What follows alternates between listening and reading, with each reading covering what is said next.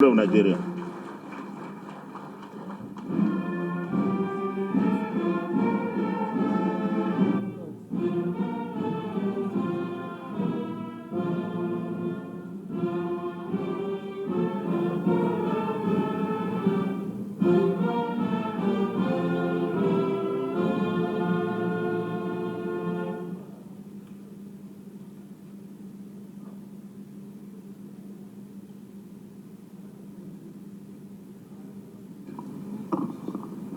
Your Excellency, the Vice President, the President of the Senate, Honorable Speaker, House of Representatives, the Chief Justice of Nigeria, the governors present, members of the National Assembly, members of the Federal Executive Council, the National Chairman, APC, senior government officials, distinguished ladies and gentlemen.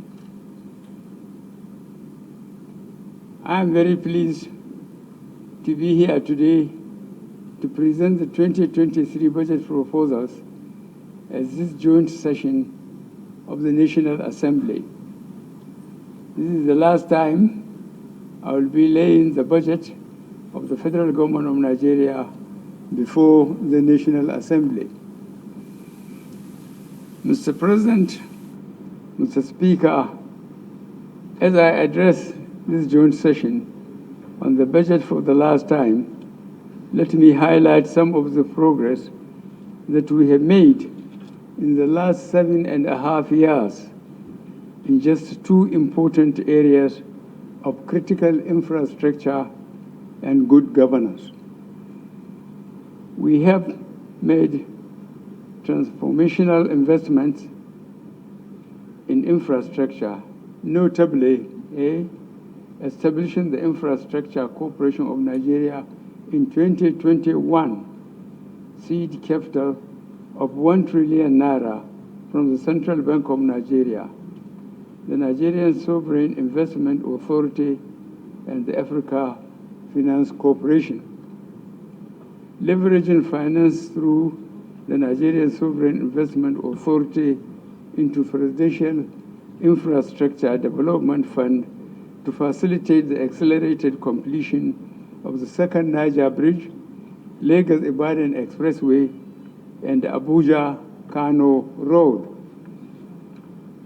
C, through the Road Infrastructure Tax Credit Scheme pursuant to Executive Order Number 7 of 2019, incentivized responsible companies to invest billions of naira in constructing over 1,500 kilometers critical roads in key economic corridors. Under this scheme, the Dangote Group has substantially completed the reconstruction of 34 kilometers Apapa Aworo Koshoki Ojota Expressway and the 43 kilometers of Bajana Kaba Road. Similarly, Nigerian LNG Limited is on track to complete the 38 kilometer Bodo Boni Road and Bridges project by the end of 2023. Investing significantly to restore our national railways, completing the commissioning the 156 kilometer Lagos-Ibadan standard gauge rail and its 8.72 kilometer extension to Lagos Port, the 186 kilometer Abuja-Kaduna standard gauge rail and 327 kilometer Itape-Wari standard gauge rail.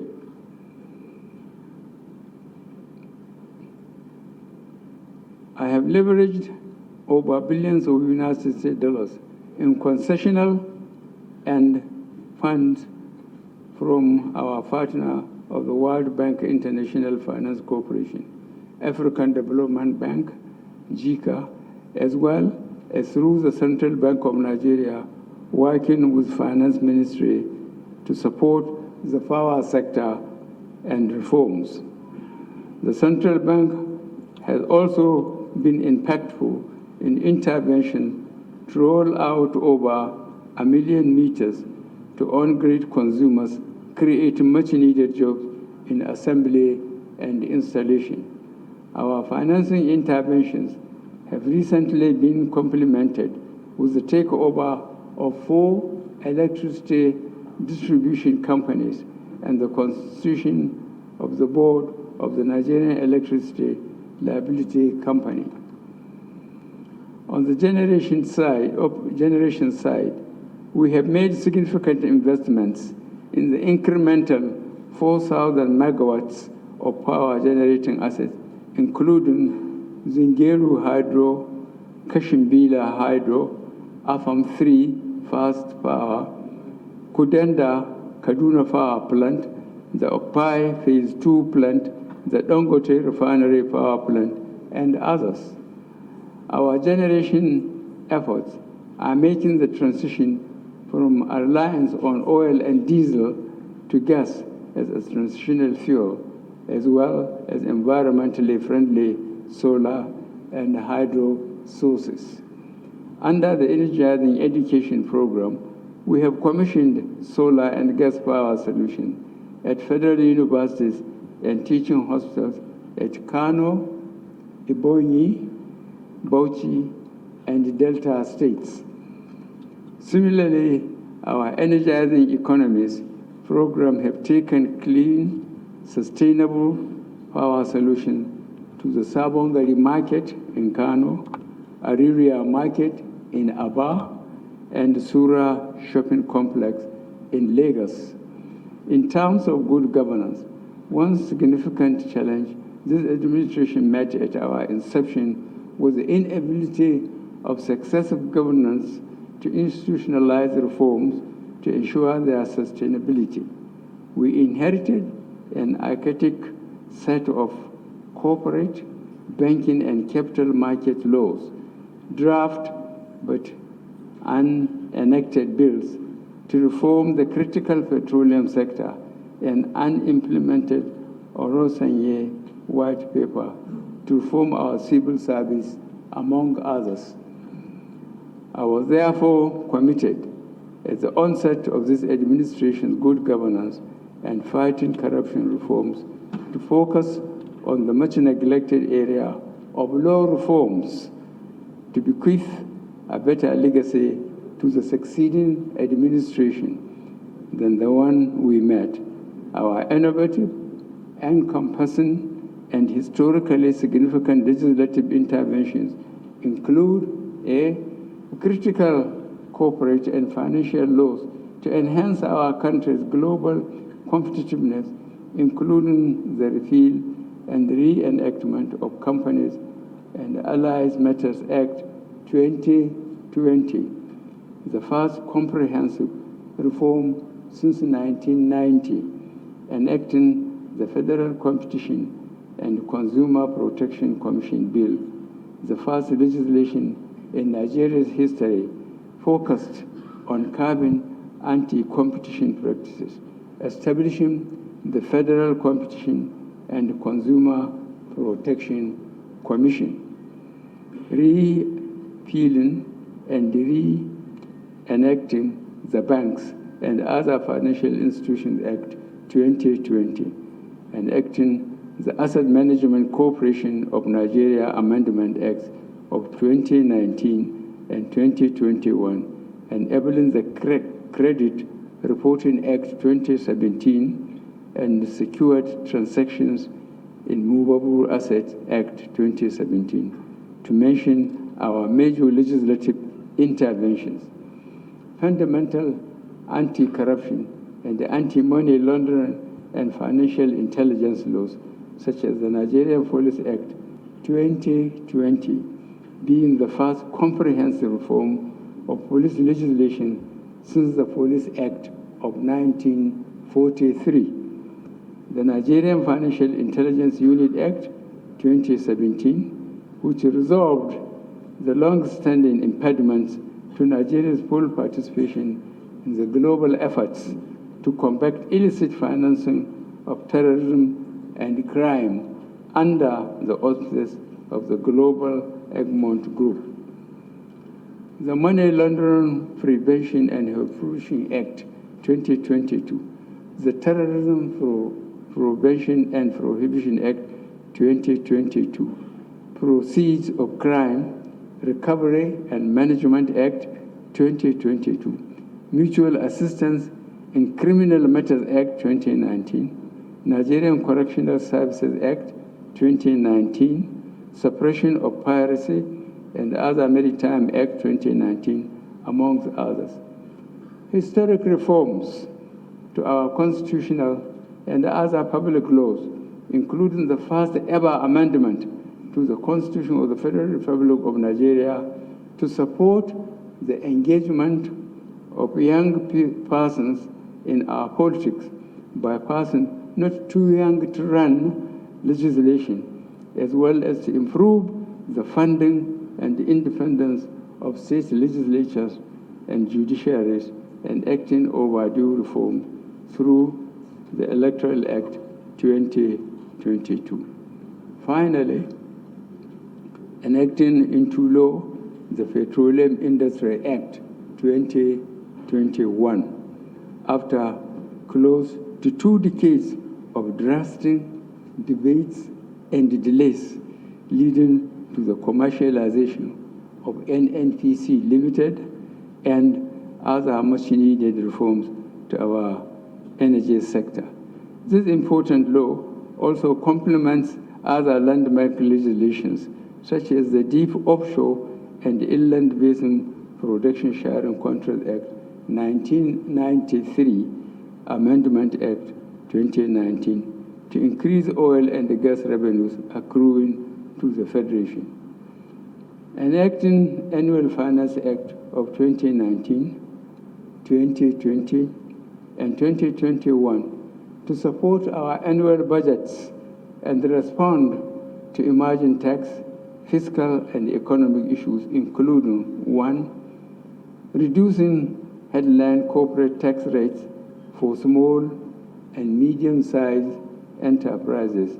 2, reforming Arctic tax legislation in line with global best practices to combat base erosion and transfer pricing.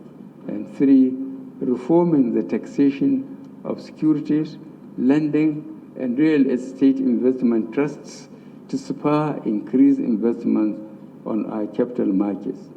And 4, empowering the Federal Inland Revenue Service and the Nigerian Customs Service to optimize their use of technology to more efficiently collect taxes and levies. And 5, increasing VAT revenues predominantly to support our states and local governments' precious finances during and after the impact of coronavirus pandemic on the economy. Furthermore, we have issued 11 presidential executive orders on a range of important issues, including the promotion of transparency and efficiency in the business environment 2017, promoting local procurement by government agencies 2017, the submission of annual budgetary estimates by all statutory and non-statutory agencies, including incorporated companies wholly owned by the federal government of Nigeria 2017, the voluntary asset and income declaration scheme 2017, planning and execution of projects, promotion of Nigerian content in contrast, science, engineering, and technology 2018, the voluntary offshore assets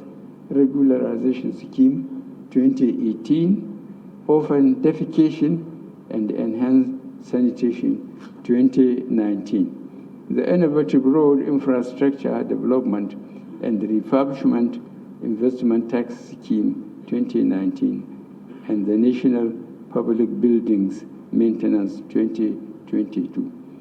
We would not have made these historical achievements without the exceptional partnership this administration has had with the leadership and members of the National Assembly.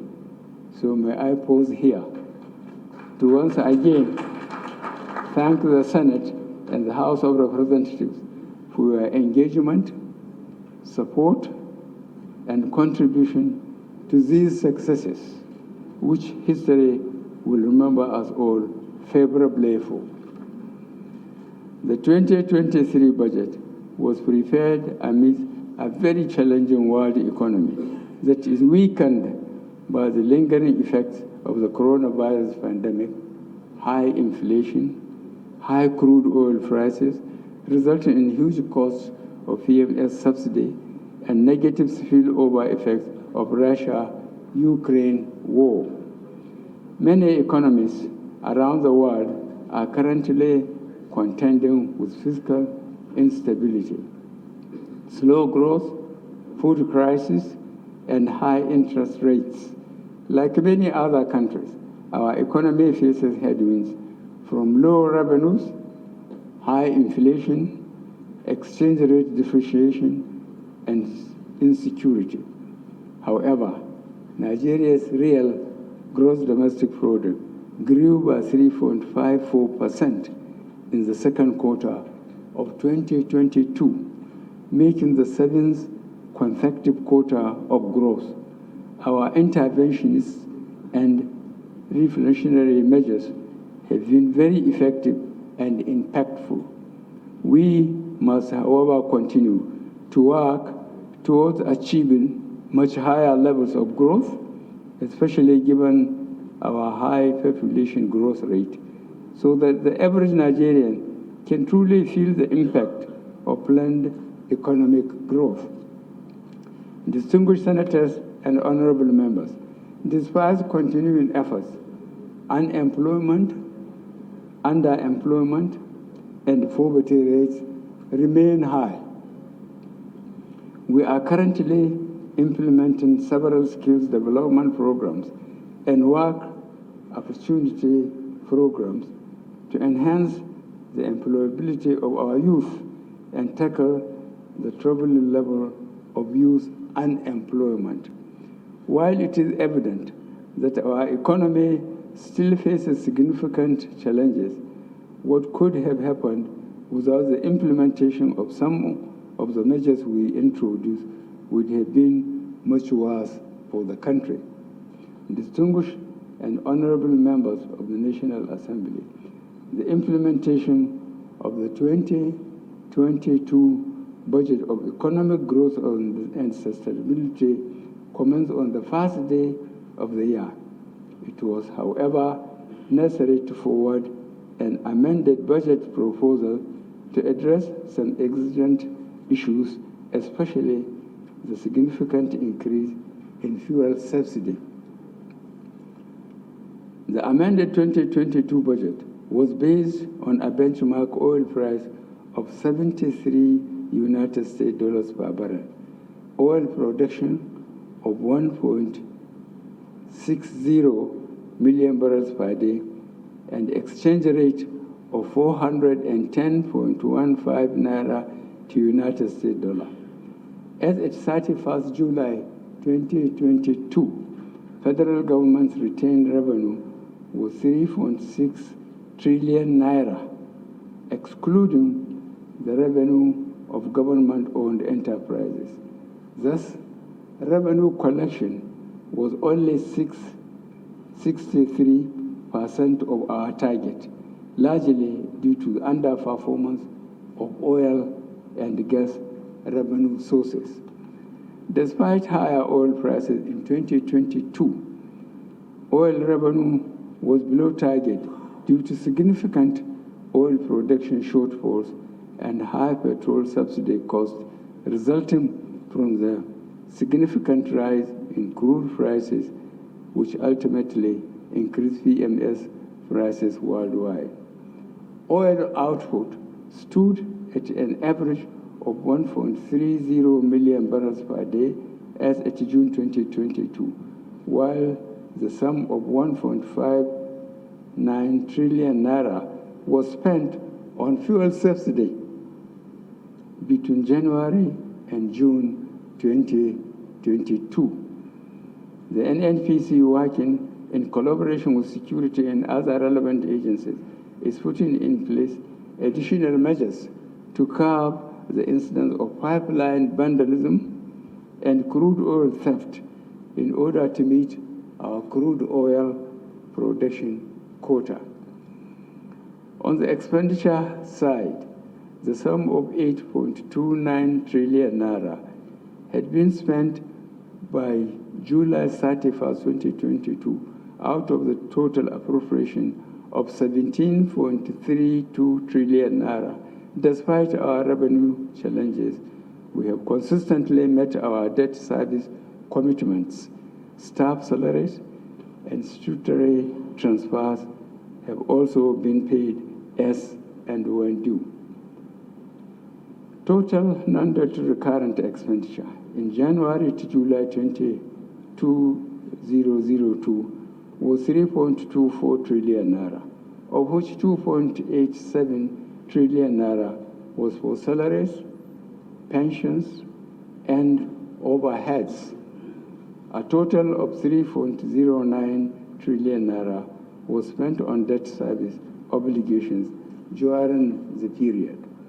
Furthermore, about 1.48 trillion naira had been released to MDAs for capital expenditure as at the end of July 2022. I am pleased to inform you that we expect to fund MDAs, that's ministries, departments, and agencies, capital budget fully by the end of fiscal year 2022. To further address structural problems in the economy and to drive growth, capital releases thus far have been prioritized in favor of critical ongoing projects in the power, roads, rail, agriculture, as well as health and education sectors. As at the end of July 2022, the fiscal operations of the federal government resulted in an estimated budget deficit of 4.63 trillion naira. Deficit 4.6 trillion naira. This represents 63% of the estimated deficit for the full year. This is largely attributable to revenue shortfalls and higher debt service obligations resulting from rising debt levels and interest rates. The deficit was mainly financed through domestic borrowing amounting to 4.2 trillion naira.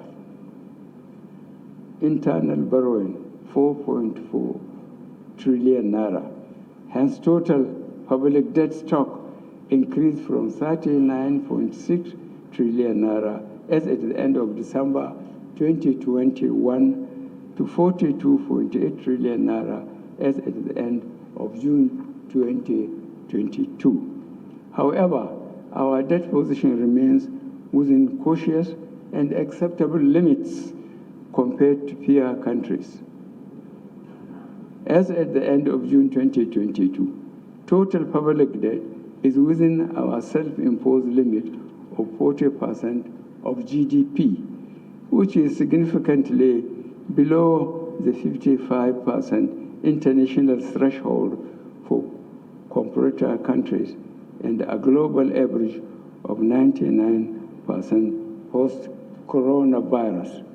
Nonetheless, our debt service to revenue ratio needs close attention. The current low revenue performance of government as reflected in the low revenue to GDP ratio of just about 8%. Our medium-term objective remains to raise this ratio to 15%, at which the debt service to revenue ratio will cease to be a concern. Mr. Senate President and Right Honorable Speaker, revenue shortfalls remain the greatest threat to Nigeria's fiscal viability. We have therefore accelerated efforts towards ensuring that all taxable Nigerians declare their income from all sources and pay taxes due to the appropriate authorities. We are also monitoring the internally generated revenue of ministries, departments, and agencies to ensure they are appropriately accounted for and remitted to the consolidated revenue fund. The 50% cost-to-income ratio in the Finance Act 2020 has significantly improved operating surplus remittances by government-owned enterprises. I therefore solicit the continuing cooperation of the National Assembly in enforcing the legal provision and other prudential guidelines imposed on the government-owned enterprises during the consideration of the budget proposals of the government-owned enterprises. I am happy to report that the revenue collection and expenditure management reforms we are implementing are yielding positive results, with recent significant improvements in non-oil revenue performance. However, while we continue to implement revenue administration reforms and improve our collection efficiency, we urgently need to find new ways of generating revenue. As we seek to grow our government revenues, we must also focus on the efficiency of utilization of our limited resources. Critical steps we are taking include immediate implementation of additional measures towards reducing the cost of governance and the discontinuation of fuel subsidy in 2023 as announced earlier. We are,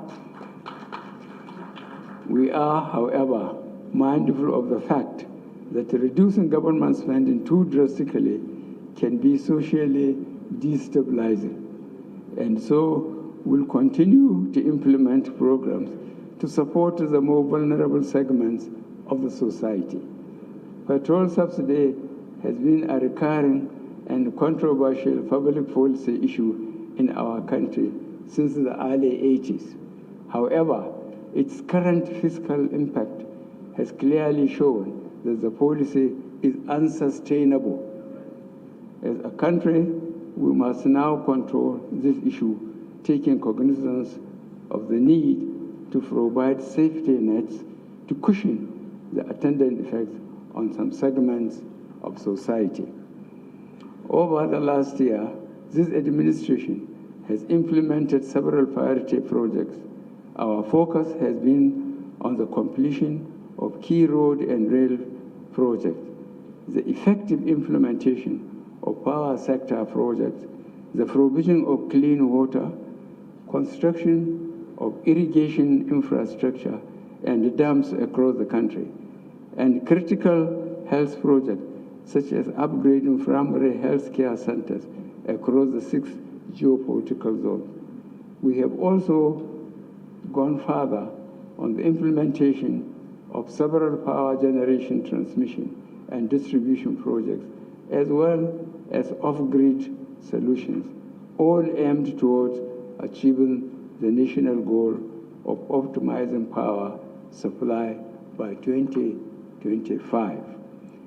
In the determination to ramp up grid electricity supply to at least 7,000 megawatts by 2024, we have procured purpose-built critical power equipment under the Presidential Power Initiative with Siemens, as we promised.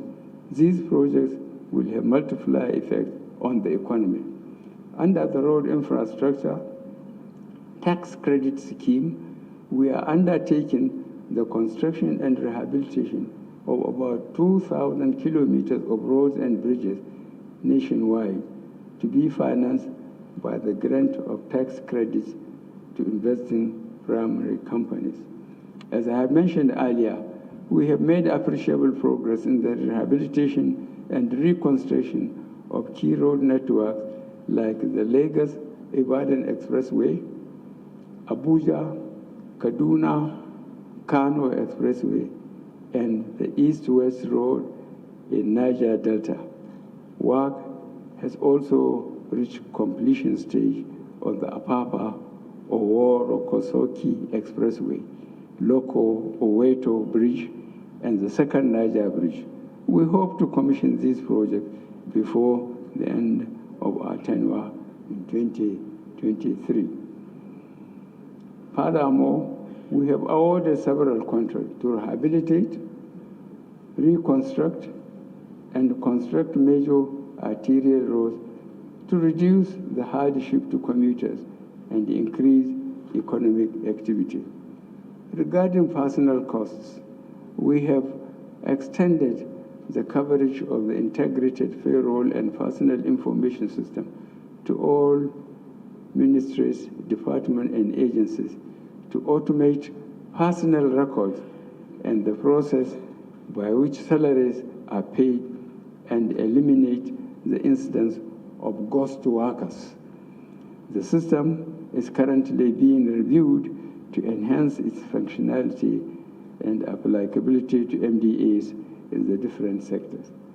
Distinguished senators and honorable members, although we have recorded more achievements over the last year, I will now proceed with a review with an overview of the 2023 proposal.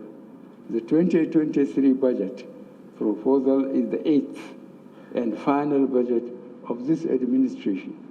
It reflects the serious challenges currently facing our country, key reforms necessary to address them, and imperatives to achieve higher, more inclusive, diversified, and sustainable growth. The expenditure policy of government in 2023 is designed to achieve the strategic objectives of National Development Plan 2021 to 2025, including microeconomic stability, human development, food security, improved business environment, energy sufficiency, improving transport infrastructure, and promoting industrialization focusing on small and medium-scale enterprises. Against the backdrop of the challenging global and domestic economic environment, it is imperative that we strengthen our microeconomic environment and address subsisting challenges as a country. The 2023 appropriation, therefore, is a budget of fiscal sustainability and transition. Our principal objective in 2023 is to maintain fiscal stability and ensure smooth transition to the incoming administration.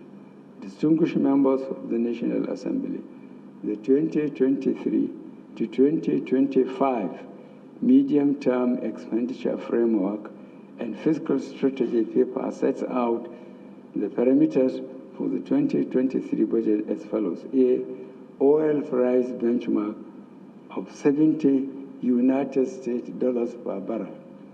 B, daily oil production estimate of 1.69 million barrels, inclusive condensates, and of 300,000 to 400,000 barrels per day. C, exchange rate of 435.57 naira per United States dollar. And D, projected GDP growth rate of 3.75% and 17.16% inflation rate. Based on these fiscal assumptions and parameters, total federally collected revenue is estimated at 16.87 trillion naira in 2023. Total federally distributable revenue is estimated at 11.09 trillion naira in 2023, while total revenue available to fund the 2023 federal budget is estimated at 9.73 trillion naira. This includes the revenue of 60 3 government-owned enterprises. Oil revenue is projected at 1.92 trillion naira. Non-oil taxes are estimated at 2.43 trillion naira. Federal government of Nigeria independent revenue are projected to be 2.21 trillion naira. Other revenues total 762 billion naira, while the retained revenue of the government-owned enterprises amount to 2.42 trillion naira. The 2023 Appropriation Bill aims to maintain the focus of MDAs on the revenue side of the budget and greater attention to internal revenue generation, sustenance of revenue generation, sustenance of revenue diversification strategy would further increase the non-oil revenue share of total revenues. A total of expenditure of 20.51 trillion naira is proposed for the federal government in 2023. This includes 2.42 trillion naira spending by government-owned enterprises. The proposed 20.15 trillion naira 2023 expenditure comprises A, statutory transfers of 744.1 billion naira, B, non-debt recurrent costs of 8.27 trillion naira, C, personal costs of 4.9 trillion naira, D, pensions, gratuities, and retirees' benefits of 854.8 billion naira, E, overheads of 1.1 trillion naira, F, capital expenditure of 5.35 trillion naira, including the capital component of statutory transfers, G, debt service of 6.31 trillion naira, and H, sinking fund of 247.73 billion naira to retire certain maturing bonds.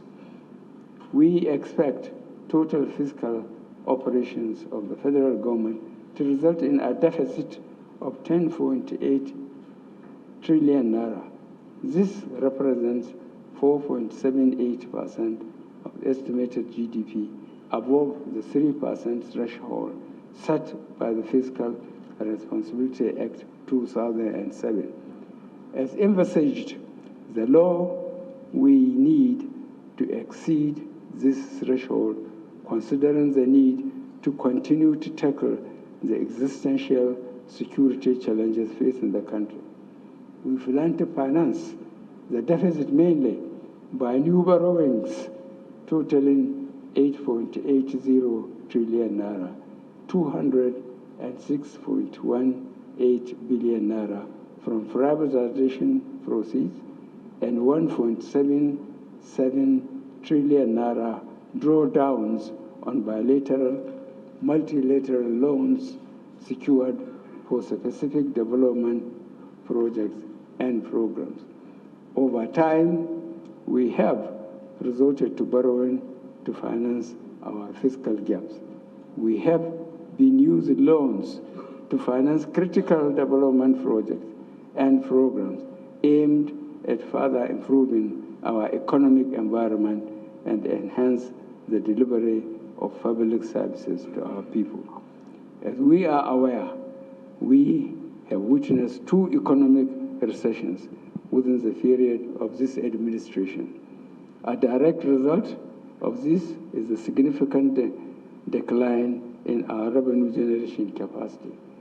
In both cases, we had to spend our way out of recession, resulting in higher public debt and debt service.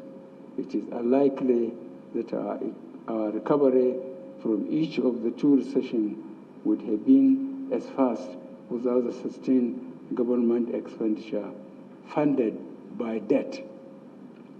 In line with our plan to accompany annual budget with finance bills, partly to support the realization of fiscal projection, current tax and fiscal law regulations are being reviewed to produce a draft finance bill 2022. It is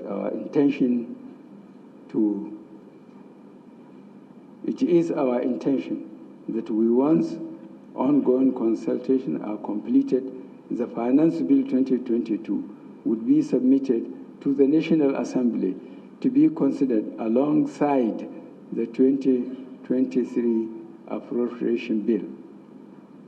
To ensure fiscal sustainability, we will further improve our business enabling environment, accelerate current revenue-based fiscal consolidation efforts, and strengthen our expenditure and debt management. Distinguished Senators, honorable members, you may recall that we earlier integrated the budget of government-owned enterprises into the federal government's 2019 budget submission. This has helped to enhance the comprehensiveness and transparency of the federal government budget. It has, however, come to my attention that government-owned enterprises liaise directly with relevant NAS committees to have their budget passed and issued to them directly. I would like to implore the leadership of the National Assembly to ensure that the budget I lay before here today, which includes those of the government-owned enterprises, be returned to the presidency when passed. The current practice, where some committees of the National Assembly purport to pass budgets for government-owned enterprises, which are at variance with the budgets sanctioned by me, and communicate such directly to the MDAs, is against the rules and needs to stop, please.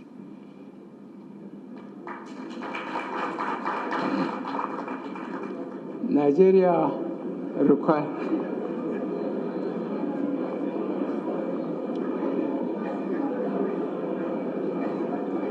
okay, it is still my time. It is still my time. Nigeria requires a huge outlay of resources to close current infrastructure gaps and boost its economic performance. Government will develop projects that are good candidates for public-private partnership by their nature for private and sector participation. Distinguished senators, honorable members, ladies and gentlemen, over the course of this administration, we have embarked on a number of reforms in the public finance management space. These reforms are bearing fruits, and we have seen some of the benefits, the return to a predictable January to December fiscal year for the federal government of Nigeria budget. Earlier this year, I was briefed of the impressive performance of the Nigeria in the Open Budget Survey as the third best or most improved country in the world, matching the global average score in budget transparency and exceeding the global average in public participation. I commend the Budget Office of the Federation and the Supervising Ministry of Finance and National Planning, the National Assembly leadership, the relevant appropriation and finance committees, as well as non-state actors who have worked tirelessly in pushing for greater transparency and accountability in our budget process. We need to sustain and institutionalize the gains of these reforms. To this end, I have directed the Minister of Finance, Budget and National Planning to immediately work on mainstreaming these reforms and work with the National Assembly on passing an organic budget law which I hope to assent to before the end of this administration. The government notes with dismay the crisis that has paralyzed activities in the public universities in the country.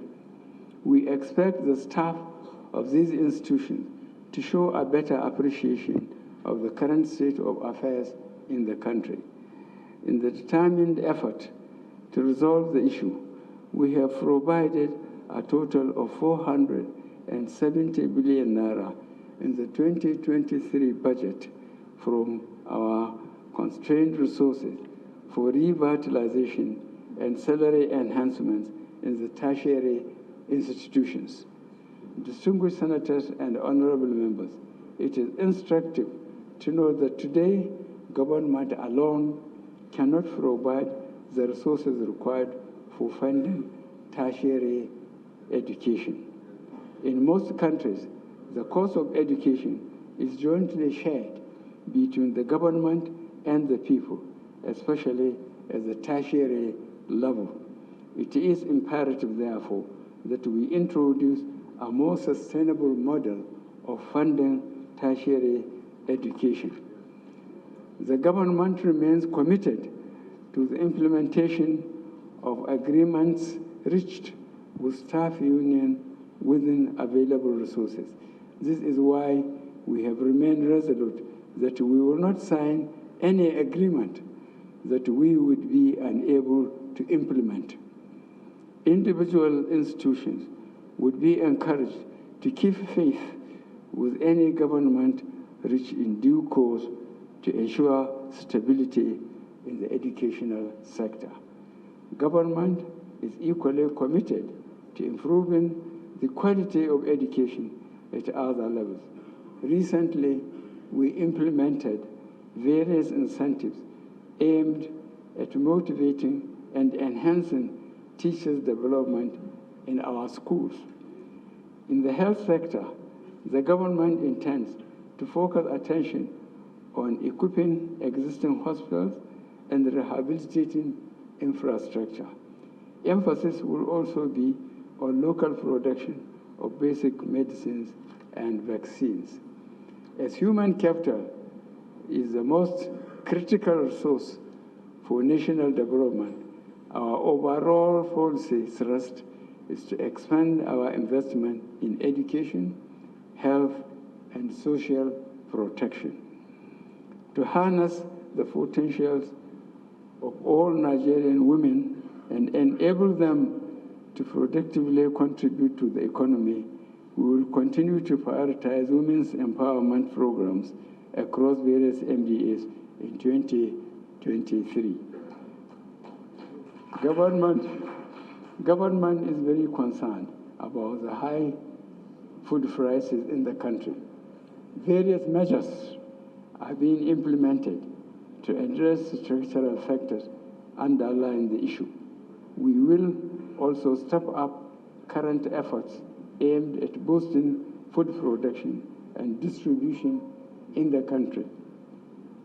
You will recall our efforts in improving production of fertilizer, rice, maize, cassava, among other initiatives. Government is not unaware of the challenges confronting the manufacturing sector. We will ensure effective implementation of policy measures aimed at positioning the manufacturing sector to generate more foreign exchange in the near future. We are also committed to improving the business environment to stimulate local and foreign investment. We ratified the Safe Schools Declaration in 2019. We remain committed to the effective implementation of our Safe Schools policy. A total of 15.2 billion naira has been specifically provided in the 2023 budget to scale up current measures to provide safer and conducive learning environment in our schools. The government remains firmly committed to the security, of life, property, and investment across the country. Accordingly, defense and internal security continue to be accorded top priority in 2023.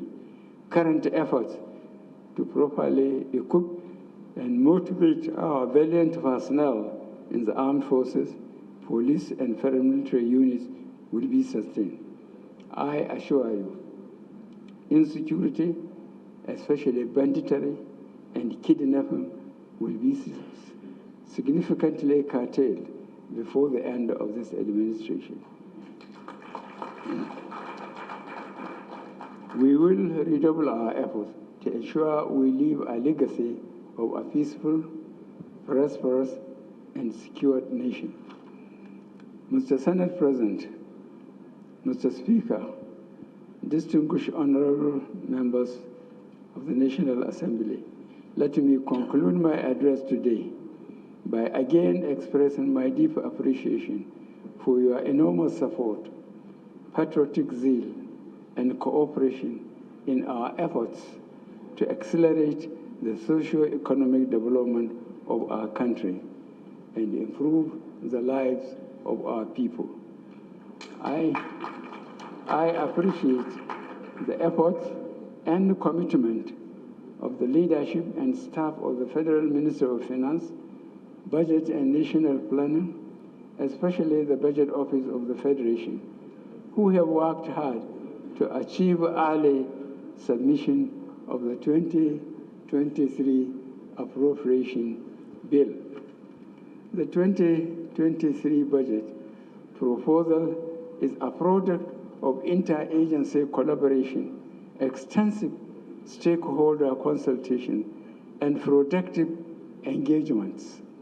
I would therefore like to acknowledge the efforts of the media, the organized private sector, civil society organizations, and our development partners for their contributions in the process of preparing the budget. Considering the challenging situation in our country presently, we must continue to cooperate and collaborate to ensure fiscal stability, macroeconomic stability, and smooth transition to the incoming administration. This administration remains resolutely committed to our goals of improving the living standards of our people and effective delivery of public services. Distinguished and honorable members of the National Assembly, although no single government can solve all the problems of a country during its own tenure, I have no doubt that you share our aspiration. The 2023 transition budget is designed to address critical issues and lay a solid foundation for the incoming administration. Excuse me. It is with great pleasure, therefore, that I lay before this distinguished joint session of the National Assembly the 2023 proposal of the Federal Government of Nigeria. I thank you most sincerely for your attention. God bless the Federal Republic of Nigeria.